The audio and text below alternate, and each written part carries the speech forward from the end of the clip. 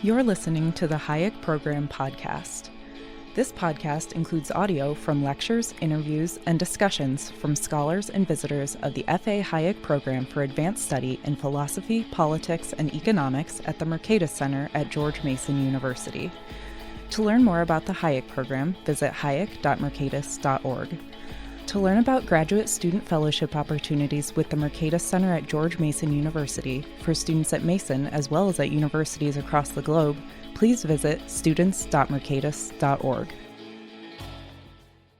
Hello, and welcome to a new series on the Hayek Program podcast, Women in Policy. I'm your host, Jessica Carges, and this series is focused on interviews with women who work on policy-relevant research, specifically on topics which directly impact women. Today, we are joined by Courtney Joslin. Courtney leads the R Street Institute's Project for Women and Families. Her work covers a range of issues, including telehealth, birth control, and economic mobility policy. Courtney also serves on the Power to Decide Public Policy Advisory Board. Her policy work has been featured in a number of outlets, including Politico, NPR, and the Huffington Post, and she regularly testifies before state legislative bodies.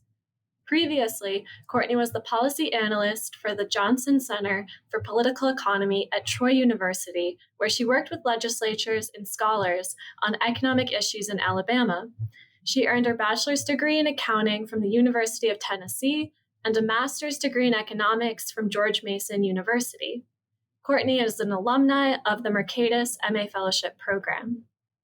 Today, we will be discussing reproductive and women's healthcare, and more specifically, policy aimed at improving access to contraception and why access matters, both at an individual and societal level. Courtney, thank you so much for joining today. What inspired or motivated this research? Why is this the topic that you've chosen to dive into? Yeah, thanks so much for having me, Jessica. I'm excited about this. So, what kind of motivated this research track that I've been on over the last few years was really when I moved from DC to Alabama. As you previously mentioned, I moved after getting my master's from George Mason, and I moved to Alabama for a job with a research center there. And going from in DC, I remember I could literally walk to my doctor's office. When I was looking in network, they were kind of all over. It was wonderful. I could get to the doctor whenever I needed to. And then when I moved, it took me several months in Alabama to find a primary care doctor. And I remember my primary thing being, I have one prescription for birth control and I'm otherwise pretty healthy. So all I really need to do is just find a primary care doc. And I lived in the capital. I was in Montgomery, and it took several months to find that primary care doctor who was accepting new patients. At one point, I was referred to the only free clinic in the city. And I thought, I don't need to take advantage of that, thankfully. But if it's this hard to find a primary care doctor and I'm, pretty well educated and I can sort of navigate the system, then how are other people who have a lot more responsibilities than I do as a fresh out of, grad school young professional, how are other people sort of finding access to the things they need in healthcare in general? And then that sort of spiraled into me thinking about it more. And I had some colleagues who were either pregnant themselves or who had a spouse that was pregnant. And they were also talking about that they had to basically drive an hour to get some of this prenatal care. They would do allergy testing for their toddlers in the parking lot of the hospital an hour away because they didn't have one near their house. And they were living in a university town, so not something that, we weren't in the middle of literally nowhere. And it just sort of sparked this question, which was like, how difficult is it for people to actually get access to healthcare? Just the basic things that we, sort of take for granted. And why, in these places where there are shortages of healthcare, how does that specifically impact women? And of course, that sort of naturally leads to reproductive healthcare because that is sort of the difference, right? Women are more likely to be the one taking contraception or, proactively family planning and that sort of thing. So I kind of got interested in it from just the shock of being in a place that I thought I wouldn't have a problem with getting a doctor. And it just became clear that that was not the case. And the more I sort of dug into it, the more I talked to other people, the more I realized that there was a really unique angle that had to do with women's healthcare in to be specific. Absolutely. And just to clarify, your research, what forms of contraception are we talking about? Is this all forms? Is it primarily hormonal, like the pill? And then what's the standard way women access contraception? Just to set the scene, provide some context. Yeah. So in general, we are talking about hormonal methods of contraception. There are some non-hormonal methods that are up for some regulatory reform as well, but primarily we're talking about hormonal methods because those are the most popular for women. So when we're talking about hormonal methods of birth control, what we mean is the birth control pill, which uses a combination, sometimes only one hormone to control your cycle. And then there's also the patch, which is a hormonal patch that goes on your arm. There's an injection that lasts for about 3 months. There's also a vaginal ring. So there are various forms of hormonal contraception, but they are the most popular. So that's kind of what I'm primarily interested in. And the standard way that women access contraception is through their doctor's office. So I would say probably like let's go back 6 years when this was more the case, but you had to get a prescription for a hormonal method of birth control. So if you wanted the pill, you had to go to your doctor to get a prescription, which doesn't seem like a big deal because we get prescriptions for things all the time. But the medical community had started to pile on a bunch of research that basically looked into whether prescription barriers for certain things are necessary. And one of those was for the birth control pill and a few other hormonal methods that basically the sort of reigning opinion became we don't need a prescription to give women birth control because the process for deciding whether a woman is indicated for birth control use is really straightforward. And so there's been, I could go on, there's research about how women can self-select, right? There's research looking at, can women self-select if they have contraindications for birth control? And the research shows that women are actually a little bit more cautious than a primary care doc in assessing their own risks. So women were very well able to say like, hey, actually, I don't think I'm a candidate for this method, which is what, necessitates sort of a drug becoming available without a prescription barrier is can people self-identify the need for that and whether or not they're a good fit for that drug. So there's a lot out there about how women can self-assess well, how the list of risks is relatively small. It's not non-existent, right? Like with any drug, it's not non-existent, but there's a lot of research basically showing that this is a pretty low risk drug as long as women understand the risks that it could be posed to them, like they can with other drugs, like even ibuprofen. Then they can take it, and we don't really need to have a prescription barrier in place. And so that's kind of been the standard. To go back to your initial question, right? The standard way women get it is they go to a doctor. Many still do. The overwhelming majority still do. But now, thankfully, that landscape has shifted slightly, where pharmacist scope of practice has actually expanded in some states, about half of all states now, to include prescribing birth control, as well as there is now one birth control pill available completely over the counter without a prescription, which was years in the making. So we're in sort of a newer place in how women can access birth control. But again, the overwhelming majority still go to their doctor for that. So just to clarify, there is now pill of birth control that you do not need any prescription for, whether it's from your primary care doctor or a pharmacist? That's correct. So the pill is called O-pill. And this has been, like I said, years that the manufacturer has been working on getting over-the-counter status through the FDA. It took quite a bit of effort, not only from the manufacturer, but from advocates and from physicians getting this process. But O-pill is one version of the pill, and it is actually not the version that is the most popular with women. So they're to sort of very briefly go over some of the science, as I am not a doctor, but from my understanding, so there's basically two sort of formulations of the pill. There's one that uses only progestin, which is called sometimes the mini pill. And there's the other pill that uses progestin and estrogen, and that is called the combination pill.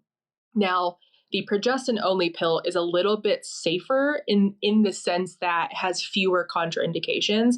So O-pill is a progestin-only pill. Now, some women don't like taking that method. They may feel like it's just not right for them. They don't like sort of some of the side effects. They like the combination pill. But also the progestin-only pill is more sensitive to time. So you have to take it at the same time every day or it loses efficacy. So it's just not as popular, but it is a little bit baseline, like population level safer, which is why that pill is now available over the counter. But again, it's just that one. So all of the other brands, formulations of the pill are not available over the counter currently. And is that everywhere in all states? Yes. So that is a federal designation that it is now over the counter. So, if you're listening to this, I'd encourage you to ask your doctor about it if that's right for you. I sound like a pharmaceutical commercial at this point, but it is very exciting in the development, and we can get into the weeds of why that's exciting from a regulatory standpoint and from a policy reform standpoint. But yeah, that is one version of the pill, and so there's a long way to go in sort of opening up these access channels. That is really amazing. I actually had no idea that existed. So I'm very pleased to hear that. So we have, as you talked about, barriers to getting contraception, including potentially needing to go to a doctor to get a prescription, which is still what most women are doing, despite the fact that there is now a secondary option for them. But also just access to this care can be difficult to find if you're in a rural area, if you're in an area that's maybe a little less connected. Are there additional barriers to accessing contraception, even though it sounds already like we're seeing a decrease to those barriers? Absolutely. There are a number of things that affect access to birth control. So one issue is, as you mentioned, if you live in a rural area, it's hard to be able to go to your doctor, right, regularly, or get, if you want to change a method, that's another sort of reason that sometimes people fall off of their normal birth control methods is maybe you run out of your prescription. You can't get in with your doctor for 6 months and you're sort of left, right, with this 6-month period where you're not on your regular method. So if you want to switch methods, if your prescription expires, those can be barriers if you don't have access to a doctor that's right there.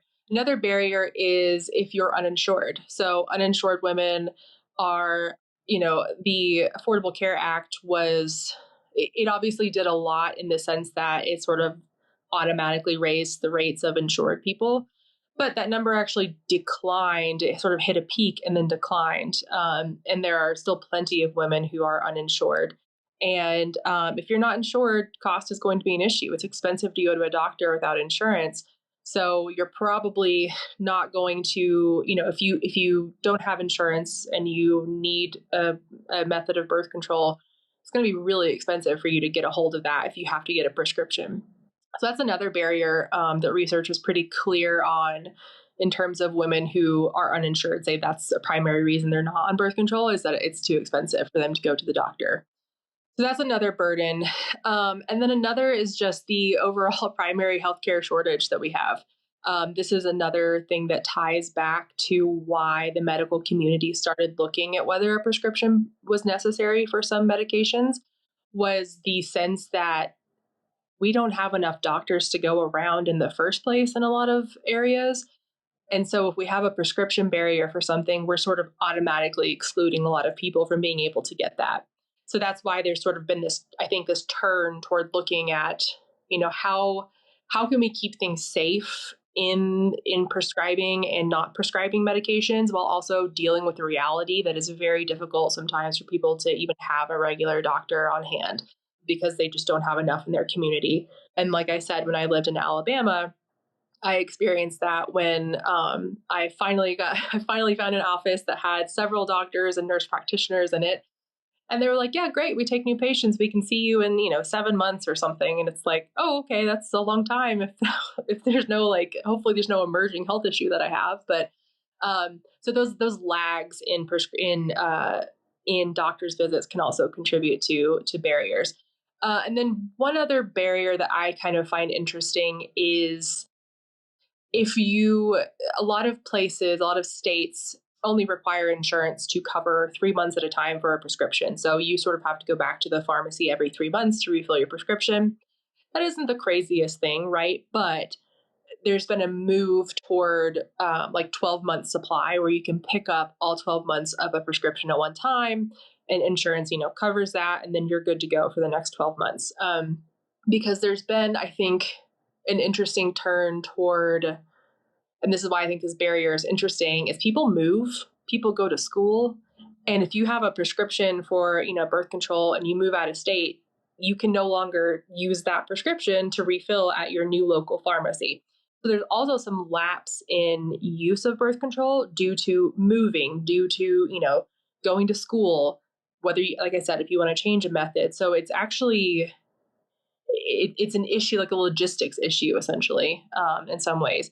So there's these barriers that are in place that I think sometimes we overlook because it's like, oh, but yeah, we all have to go to the doctor occasionally. Like, you're not special because you have to wait a long time to go to the doctor for birth control. But when you're talking about something that women rely on to sort of plan for their families and their lives and their careers, there's that timeliness issue, right? Of making sure you have access to what you need when you need it. And that's, of course, feeding into, the idea of the private sector, right? How are we better able to meet people's needs without government intervention? And the prescription barrier is a government intervention saying, we require a prescription. And so how can we sort of roll back some of those barriers from the government side to make access just easier, especially if the medical community says, yeah, we don't need this in place anymore. So how do we make that easier and cheaper and more accessible for people to get to? So taking a step back for a second, why does access matter? What's important about it? So you've authored a policy brief on the relationship between economic mobility and contraceptive access. Diving into that research, why does contraception matter for individuals? Why should we care about whether or not women can access this? Yeah, I love this question because I think this ties back to the barriers to access piece, which, I'll be honest, initially I was like, oh yeah, there are barriers, tough. Like we all have barriers to things that we want, right?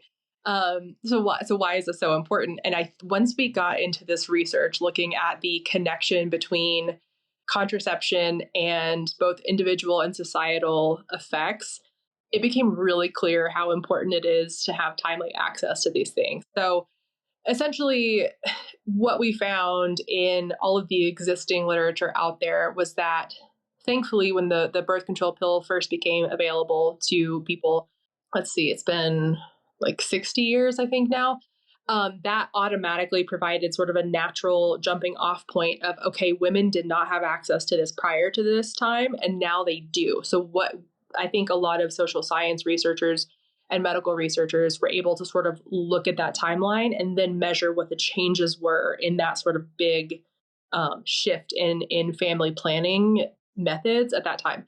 So what was found from women who didn't have access prior to the pill and then women who were now able to use the pill for family planning, what they found was that women went to school for longer. Their lifetime earnings were higher.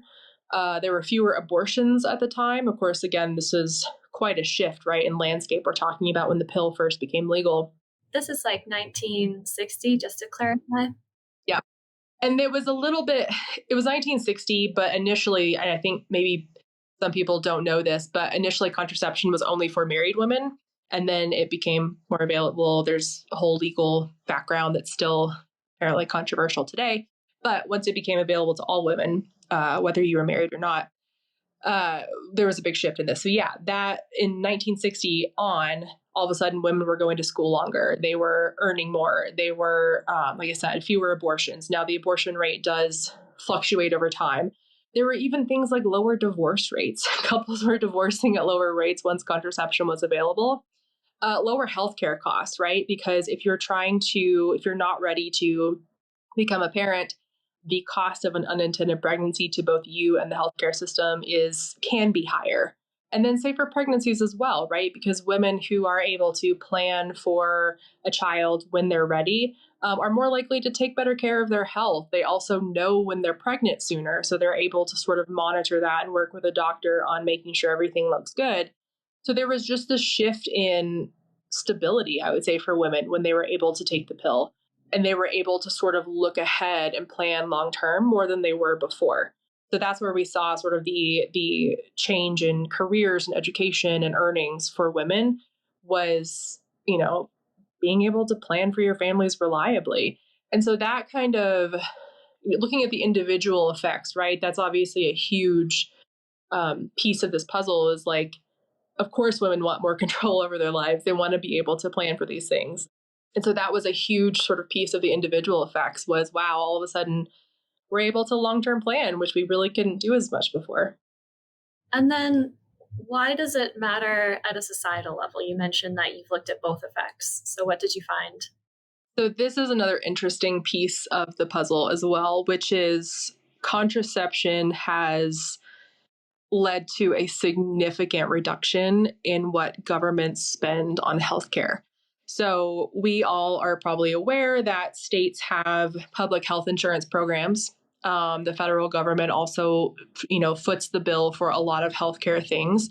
And when measured over time, basically how much the federal and state governments have spent on family planning, we've reduced it by the billions in terms of what we pay for. States that have made further changes to how you can access birth control have seen other reductions in costs to healthcare systems and abortion rates as well. And so basically what you found is that government programs that fund family planning they saw a huge reduction in cost because women were avoiding the pregnancies at a more reliable rate. And so, again, the cost of an unintended pregnancy can be higher, especially if you're at higher risk for something. Maybe there's a distinction here I like to make as well, which is, yes, a lot of women are trying to plan for a family, but a lot of women can't really have a family because it may be a really high risk to them personally, health-wise. And so avoiding a pregnancy is really a very, very, very high priority for them. And so in those cases where you have high-risk pregnancies, that also costs a lot to the healthcare system and to you. So when you look at it societally, what we found is that Medicaid pays a lot less when women are better able to plan for their families. It also costs you less because you're spending less on healthcare in general. But then also there's a lot of the social safety net and welfare programs that are spending less because fewer women are having unintended pregnancies as well. So there's this sort of dollars and cents piece to the puzzle, which is basically that if we want governments to spend less, we should enable them to do so by letting people have access to the things they want. Because again, I always ensure that I'm being clear. The number one priority is women doing what they want to with this, right? It's not that we're saying more women should be on birth control. It's that clearly there was a demand for it. And when some of these barriers were dropped, all of a sudden supply was able to meet that demand. And you saw healthcare costs going down. You saw fewer rates of unintended pregnancy, fewer abortions. So it sort of led to all of these positive societal and individual effects that are clearly based on women's preferences. Could you elaborate on how access to contraception saves taxpayers money? I don't think I realized that governments potentially spending on unintended pregnancies or doing these sorts of things was such a large part of their budget.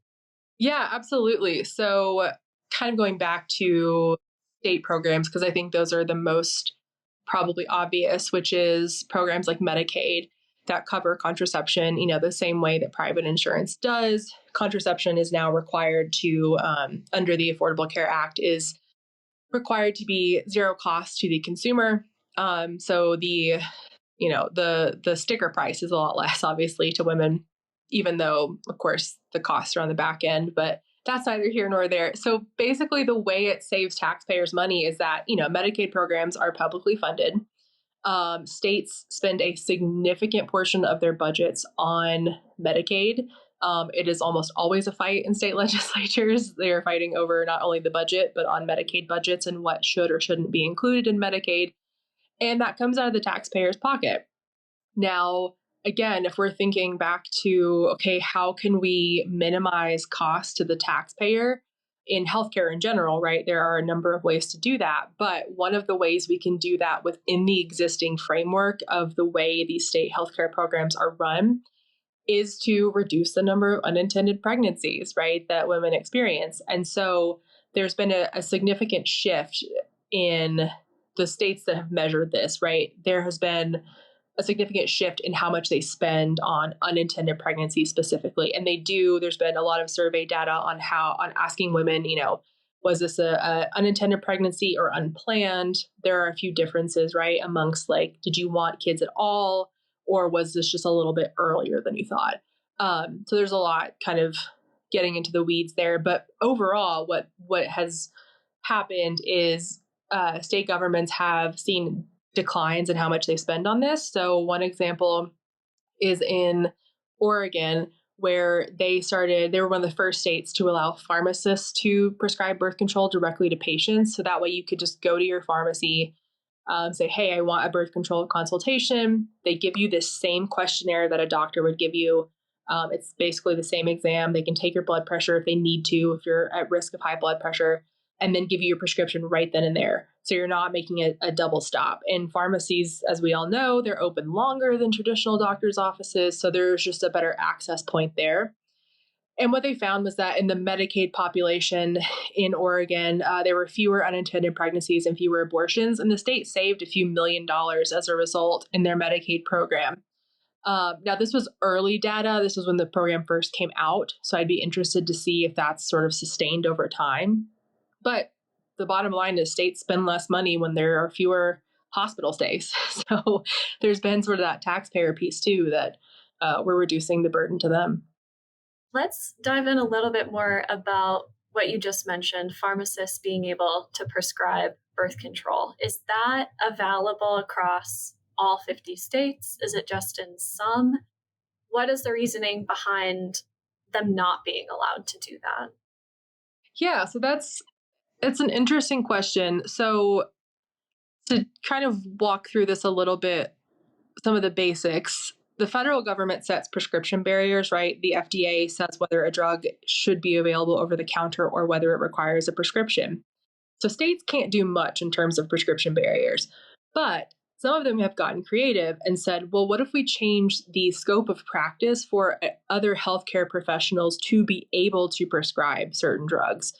And so what's happened, and this started, I think probably started sort of gaining interest 10, 15 years ago. There were some pilot studies done on whether or not this would work in the first place, where pharmacists are, they're drug experts. They are trained in medication. And so the question was, well, why can't pharmacists do this? If it's a pretty simple, straightforward consultation for birth control, maybe pharmacists can do it. So we sort of started with Oregon. Washington State was looking at this. And since they can't make a drug, like I said, available over the counter themselves, they could change who can prescribe it. And that's where the pharmacist question came in. So pharmacists have been prescribing birth control now in some states for a few years. And since I've started working on this, I think we went from about 11 states plus DC that was allowing this, and now it's about half of all states that are allowing this plus DC. And there are more to come. There are a few other states that are interested in doing this. So in basically expanding the scope of practice for pharmacists to be able to prescribe or furnish or dispense contraception specifically, that's led to an easier access point for people. And that's sort of a shorter term solution to waiting for more birth control to become available over the counter. As I said, there's now one pill that's available over the counter, but until we sort of get to the point that, most preferred methods are available, pharmacists are still going to play a pretty big role in that. And as far as the reasoning for why pharmacists should or shouldn't do this, there have been a number of questions from legislators on why we should allow pharmacists to do this. And I would say the overall theme is that we don't trust people being able to make their own decisions. We also have a tendency to side with the status quo. So anytime we get into healthcare licensing, right, it gets a little bit scary for people. I remember when we worked on occupational licensing issues back in the day, it was the hair braiders and the florists, and It was always, oh, we're not going to talk about, health and law and things like that. And now we are. So I think people are a little bit nervous because anytime you change who can do something in the healthcare field, people automatically ask, are they qualified to do this? And that was the first question with pharmacists is, are they qualified to prescribe birth control? And as I said, they're medication experts. They go to school forever, basically, to learn about medications and their interactions. And something interesting that came out of this, out of the state work that I've done is patients telling me that pharmacists have actually caught drug interactions that a doctor didn't. So for example, right, you go to the pharmacy, you get a new prescription filled. And one woman told me that she went to the doctor or to the pharmacist, I'm sorry, gave them her prescription. And the pharmacist was like, aren't you on such and such too? And she was like, yeah, I picked that up last week. The pharmacist was like, you absolutely shouldn't be on these drugs together. So there are things that pharmacists can catch because they have more interactions with patients oftentimes than a doctor does. Another sort of important piece of this is you typically see the same pharmacist for all of your prescriptions. You don't often see the same doctor for all of your prescriptions. So let's say you have a special condition that you manage and you have a primary care doctor and then you also have a specialist, right? They do share information, but you have prescriptions from different doctors in those cases. And sometimes if you're, not keeping up with which ones you're on or that sort of thing, or one doctor doesn't know about the other doctor's prescribing, there can be some interactions there that, again, pharmacists are just really well trained to catch those things. So pharmacists have actually been a touch point for healthcare in cases where women don't have those touch points, which is, I think, a big reason why we should let pharmacists do more in this space. But yeah, we generally have an aversion to changing the status quo in healthcare. So we get asked a lot, are pharmacists trained to do this? Are women capable of self-screening for this, right? And as I've mentioned earlier, yes, they are. So there were a lot of questions around that. And then things like prescription limits, how long can a pharmacist prescribe to you? Do they need to require that you've seen a primary care provider, in the last year or 6 months before they can prescribe birth control to you? So we've had a lot of back and forth on the state level on what the specifics of pharmacist prescribing should be. But in general, it's been a great way to get better access to birth control and also utilizing pharmacists more and to the top of their training. I am curious, do they have, in the states where pharmacists are allowed to prescribe birth control, can they also prescribe other medications as well? Is there a push beyond contraception? So typically they can't. There are very few things that pharmacists are able to prescribe to you based on what their state's law says. Birth control is probably the biggest one, but in some cases, pharmacists they can furnish travel medications to you, right? So like certain things that people like to have on hand if they're traveling, you can go to a pharmacist, they can prescribe that. In some states, just to get technical, they don't call it prescribing, they call it like furnishing a drug, because some states don't like to call it prescribing for pharmacists, but travel medications are one. Sometimes they can extend a prescription for you if they know it's a routine thing and you just haven't gotten it refilled. They can go ahead and extend it for 30 days just to bridge a gap with your doctor. So there's things like that pharmacists can do. But in general, there's not a very long list of things they can prescribe. In some cases, there's been a push to get them prescribing more for things that are, low-level routine illnesses, things like sinus infections, ear infections, UTIs, where some people, they get things regularly and they're like, I know this is an ear infection. I don't need to go to a doctor to confirm it. Can I just go to my pharmacist and get whatever, medication I need for that? So there's been a little bit of increased flexibility in what pharmacists can prescribe, but it's still a very limited list in most cases. The biggest exception to that is Idaho, which has a very unique pharmacist model in their scope of practice and what they allow pharmacists to do. And I think the biggest lesson from Idaho and what they've done is instead of having a list of medications that pharmacists can prescribe that they take to the legislature each time, right? So in most states, what happens is if, there's a movement to have pharmacists prescribe drugs, it has to go through the state legislature because they have to approve the scope of practice change. What Idaho did was they said, instead of taking each drug we might want pharmacists to be able to dispense to the legislature, what if we created a list of like absolutely don'ts? Like these are the things that pharmacists can't prescribe or furnish to patients, right? So controlled substances, things that are, for specific conditions. And so they created this model that's like gives much more permission to pharmacists and patients to be able to work something out if they need a prescription, while also maintaining, a basic level of safety, right? And not getting the wrong drugs in the wrong hands. So Idaho is kind of unique on that, but for the rest of states, it's definitely a case by case thing for pharmacists to be able to get them to prescribe. In another policy brief that you've authored on over-the-counter birth control efforts in Congress, you mentioned that access to birth control is generally supported across the political aisle by both Republicans and Democrats. So what's preventing this from actually happening if it's not just a political battle? There are two main factors that are preventing this from happening. The first is insurance coverage. There seems to be a very hard line drawn in the sand between Republicans and Democrats on whether or not insurance coverage should come into place. So currently, to illustrate this, there are proposals in Congress to make birth control available over the counter faster. Those are actually Republican-led bills. And basically what they say is that, the FDA has to walk a manufacturer of a drug through a application process for an over-the-counter drug. That can take years. It can take significant funding to get through the trials and the data that's needed to support whether or not this drug is safe for over-the-counter status. And there have been some proposals that say, hey, birth control is a pretty important and timely thing. It seems to be pretty safe in the medical community.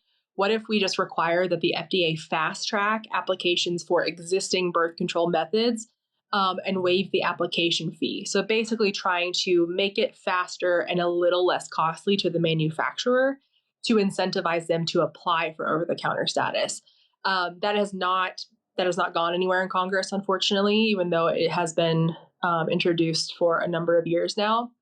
And the reason seems to be that Democrats are of the mind that if it becomes available over the counter, it should also be covered by insurance. So that's the biggest factor on the political side, is there's not agreement on whether insurance should cover it. We did some research looking into, let's put this insurance piece aside. What would happen to the cost of birth control if we made it over the counter and didn't have it covered by insurance? And the cost automatically goes down by several $100s to the consumer per year because you're not paying for the doctor's visit, right? So if you're uninsured, you're taking that cost on yourself. If you're insured, your insurer is taking on the cost of the doctor's visit. So it automatically drops the cost of a contraceptive method for you over a year, in which case we think we should probably do that before we let politicians squabble over insurance coverage. It seems like we're sort of holding it hostage for these lofty ideals about whether insurance should cover it. So that's the political piece of it. And then the other piece is just that manufacturers don't seem to be that incentivized to apply for OTC status because it's still very costly and time consuming for them to do so. Specifically for birth control, right? So a lot of manufacturers will go after over-the-counter status if a drug is particularly profitable to them.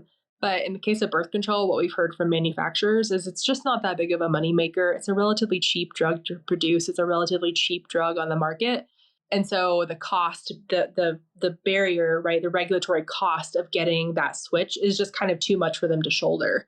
As I mentioned, there is one manufacturer that does have an over-the-counter pill, but it took years for them to do so, and they did not do it by themselves. They had foundations, they had medical organizations that were helping them, with both the trials and the costs. And so it's the big barrier there seems to be we just have this huge, FDA process that they have to go through, and it's not really worth it to them financially.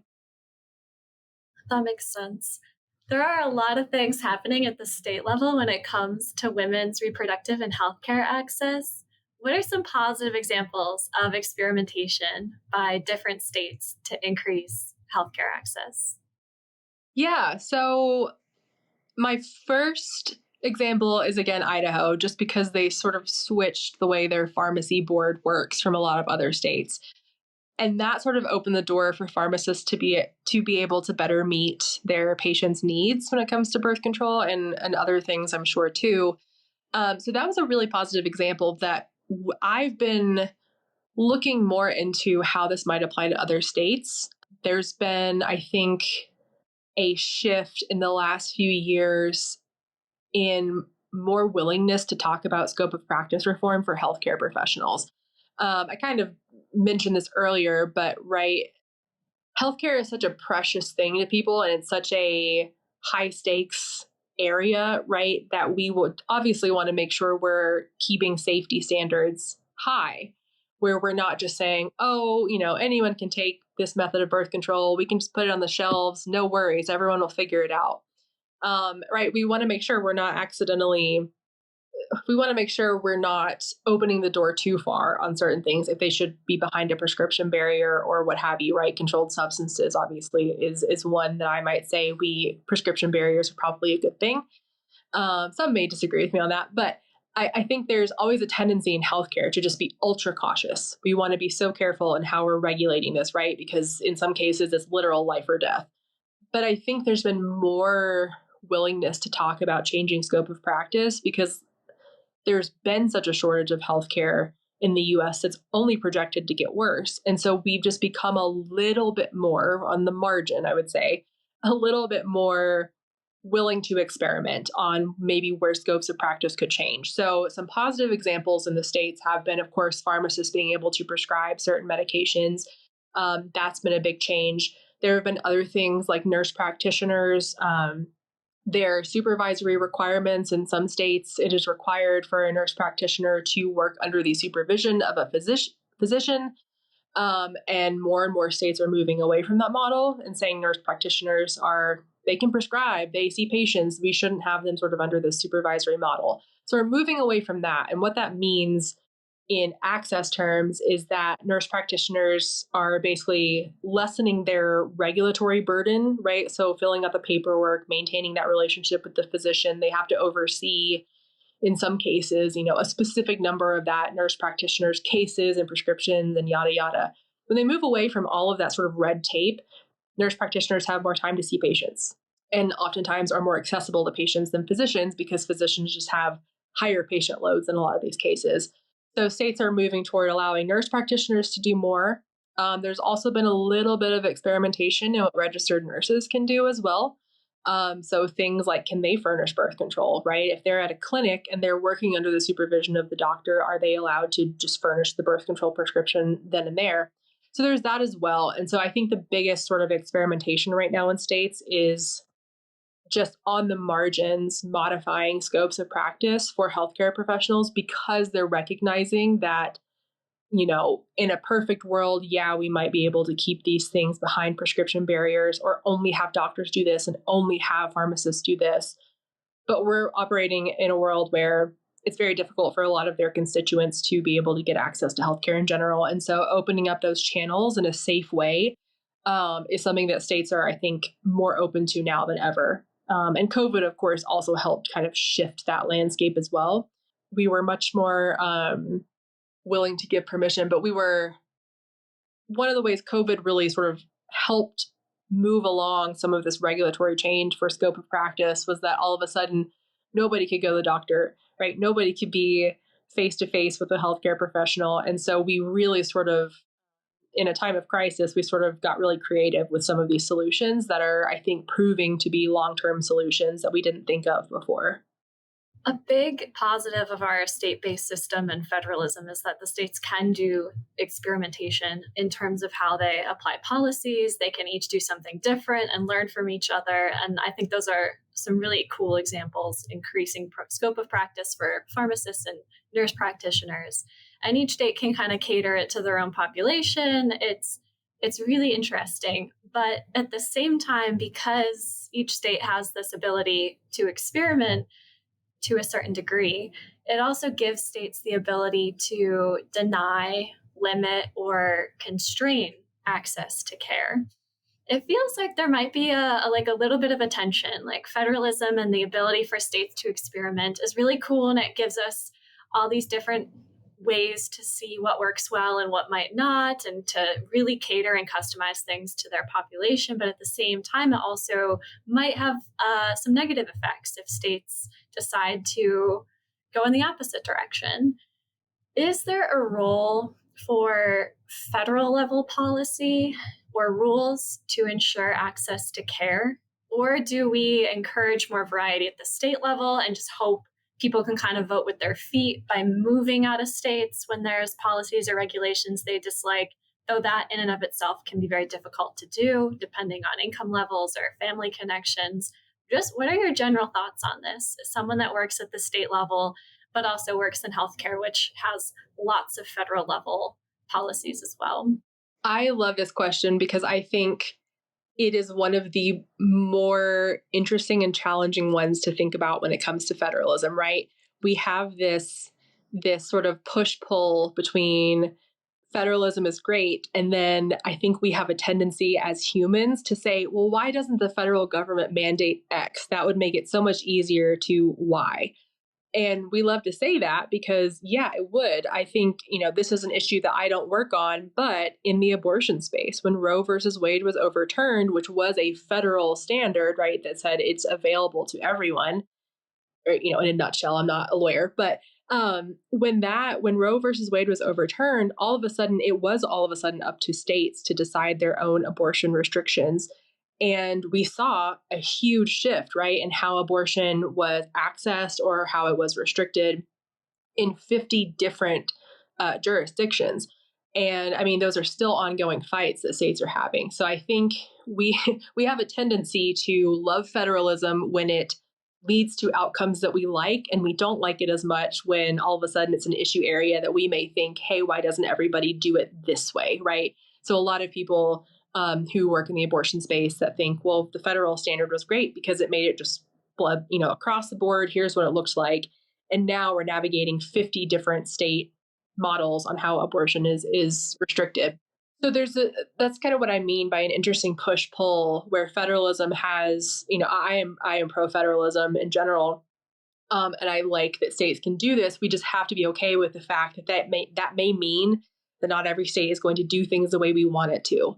Same with birth control, right? Some states allow pharmacists to prescribe. Some have said absolutely no way. That sounds terrible. Women probably will die in the streets because of it, which was actually said to me one time, if pharmacists can prescribe. And there's just a lot kind of in this federalism part when it comes to healthcare specifically that I think people just get it becomes a little bit personal for them, right? Because people feel very strongly one way or another about an issue. And when they see a state doing it the way they like, the way they think it should be done, they're all for it. But when they see a state that's doing something they don't like, they think the federal government should come in and say, you can't do that.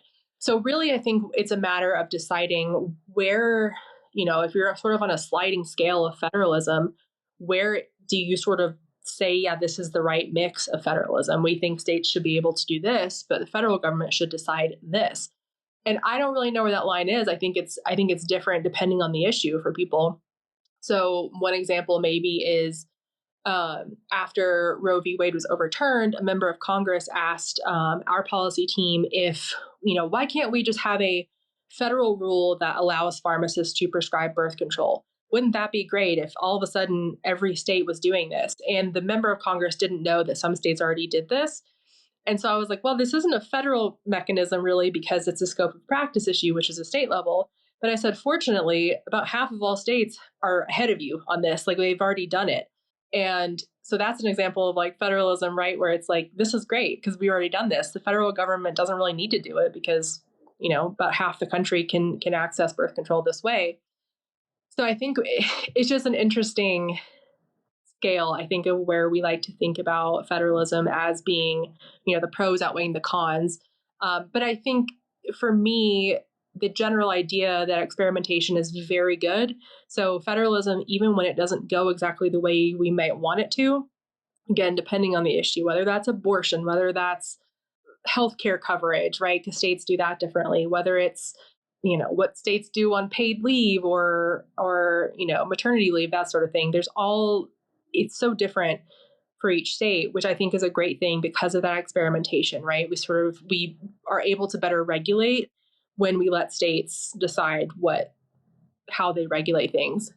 The interesting piece, I think, with voting with your feet, that is a good thing. I love being able to vote with my feet. I'm very glad that I was able to move where I wanted to, and live in a place that I think is good for me policy wise and everything else.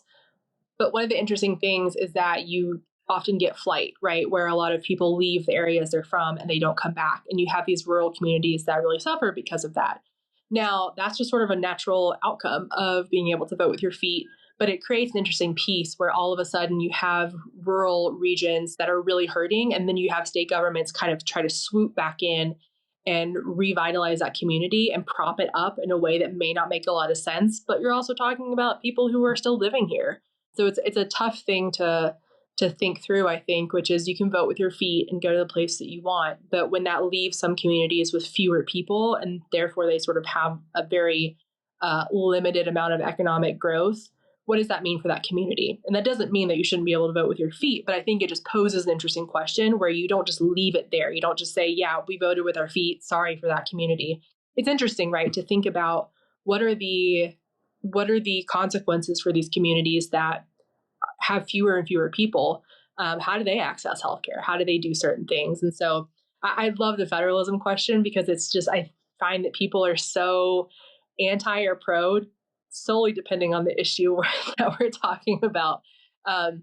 So being able to zoom out and sort of create a more sort of objective federalist framework for, how to experiment and how to let states do this versus the federal government, and laying out what the cons of letting the federal government be the experimenter here are really, really interesting.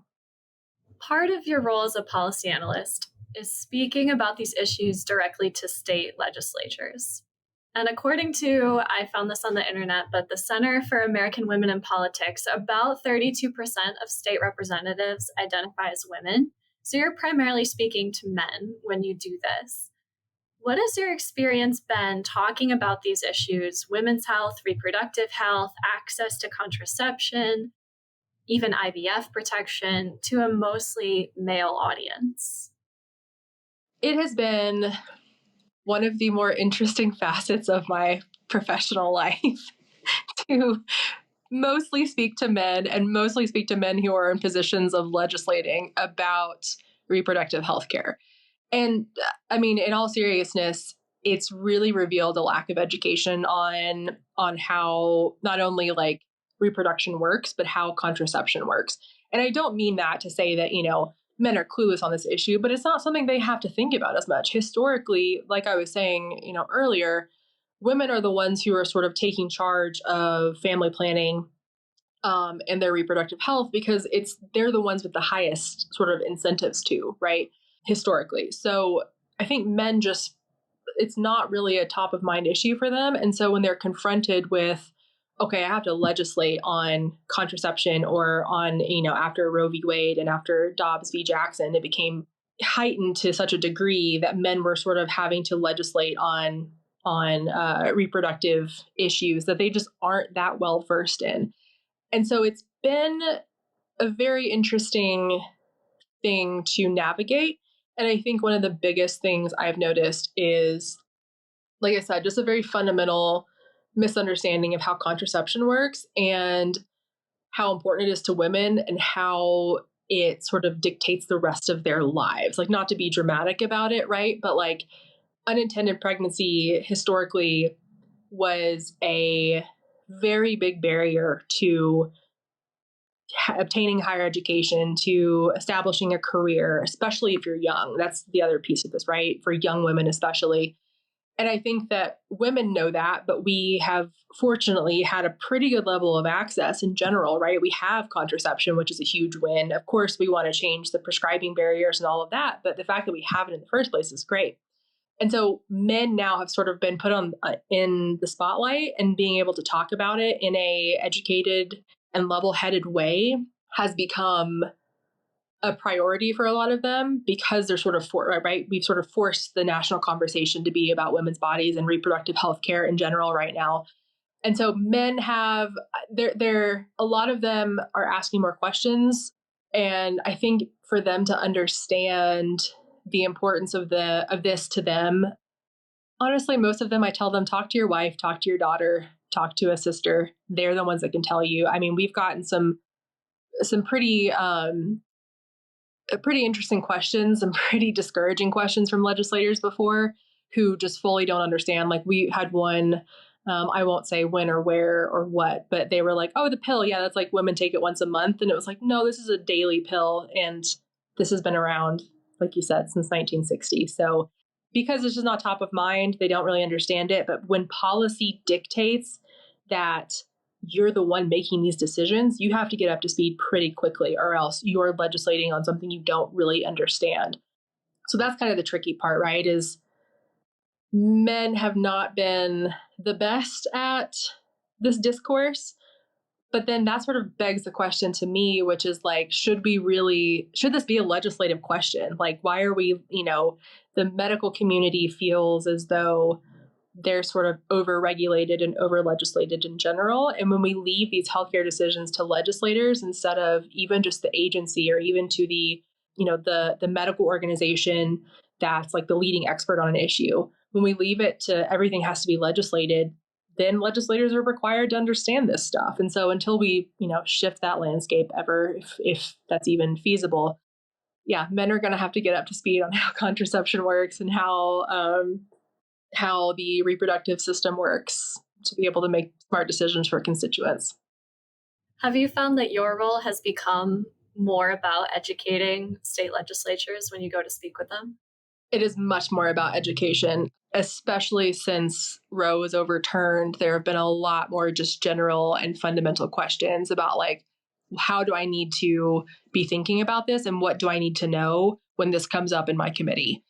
So there's been a lot more of that lower level engagement on just walking them through how contraception works, how it is not an abortifacient, and just getting them to understand the scope of how many women rely on contraception so they understand that this is a real risk to people if access goes away.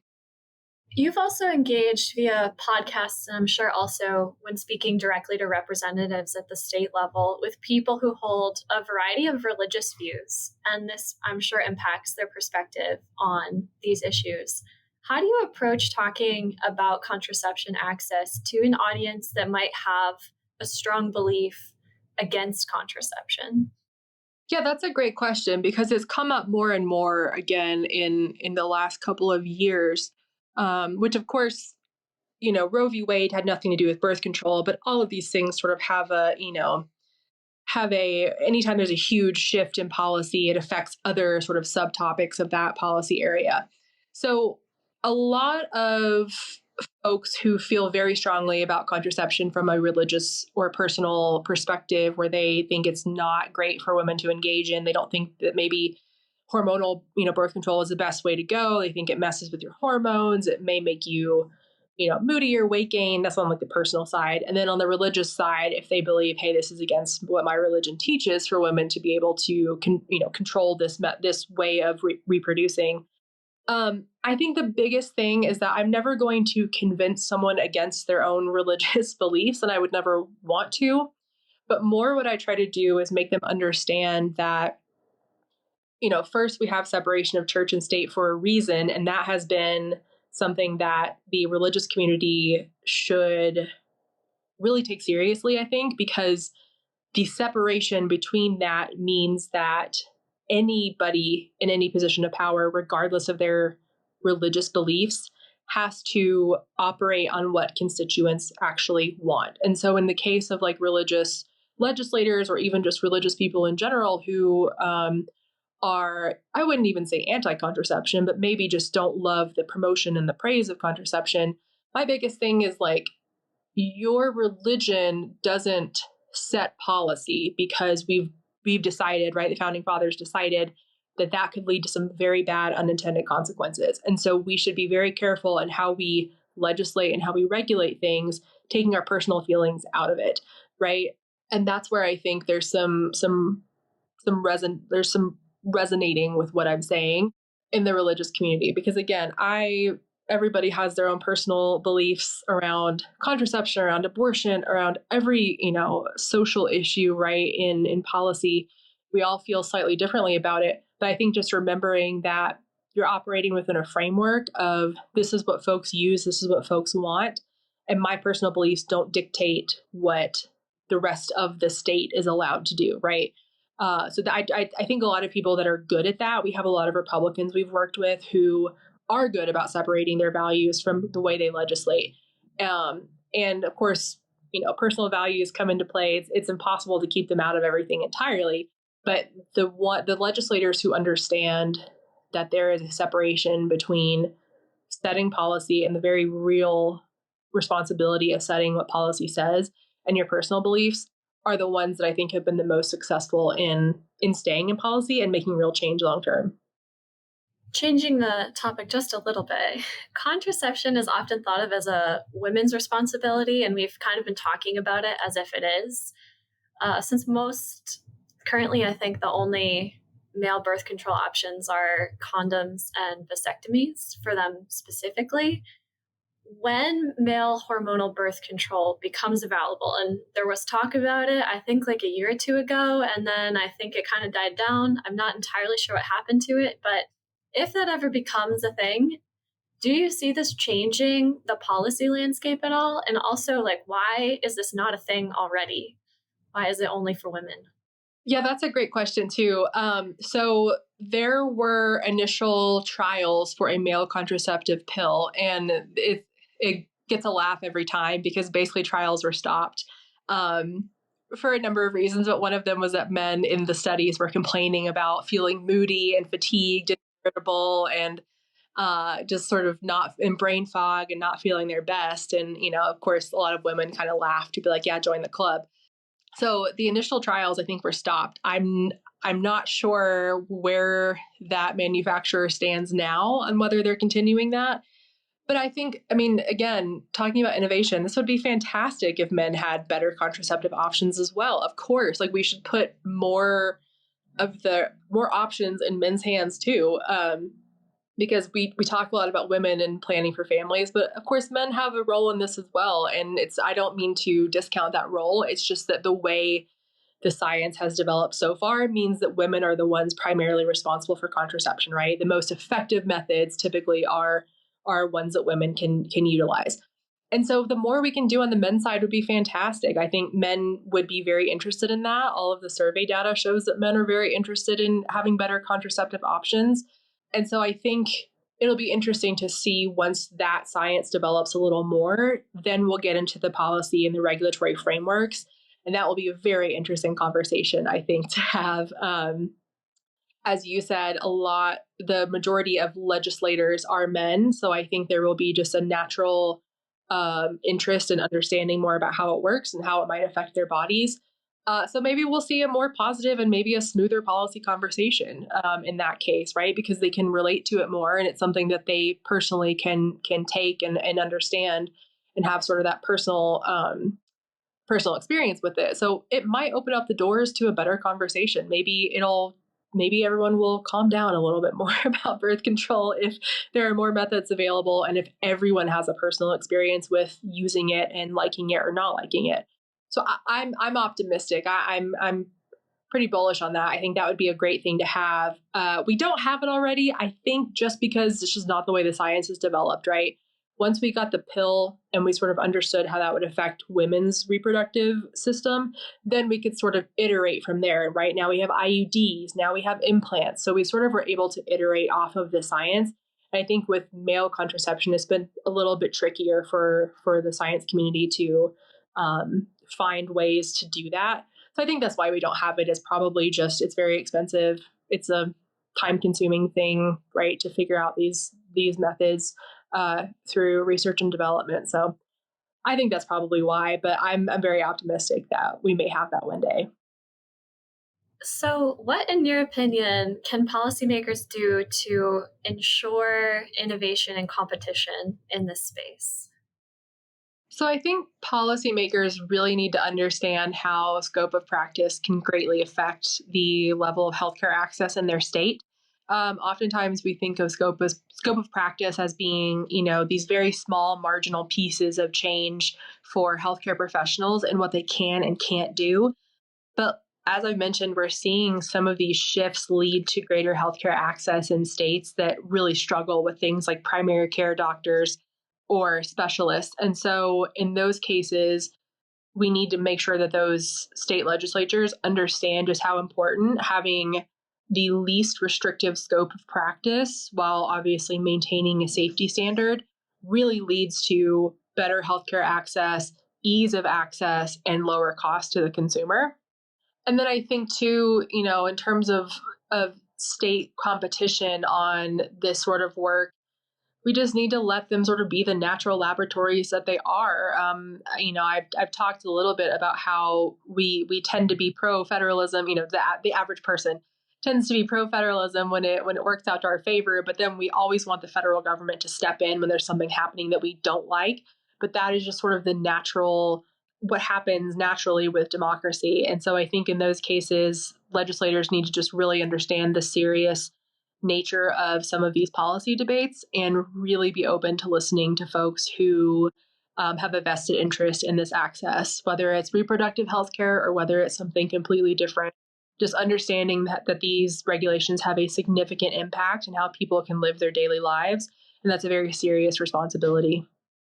And if someone was interested in learning more about scope of practice at the state level or women's healthcare access, are there any additional resources or scholars you would recommend checking out?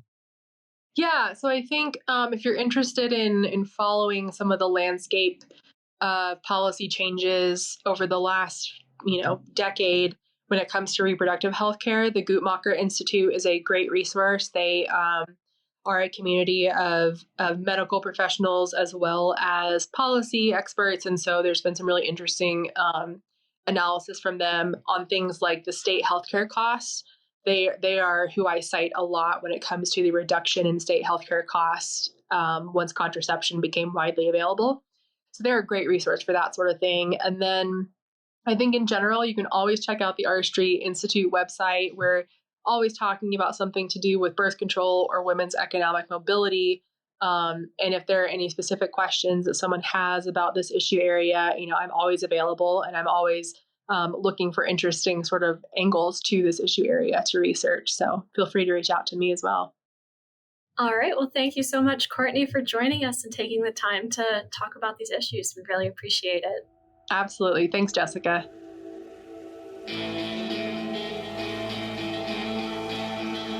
Thank you for listening to the Hayek Program podcast. To learn more about the research, scholars, and work of the Hayek Program, visit hayek.mercatus.org. For more information about graduate student fellowship opportunities for students at Mason as well as at universities across the globe, please visit students.mercatus.org. We hope you recommend students to our programs or consider applying yourself.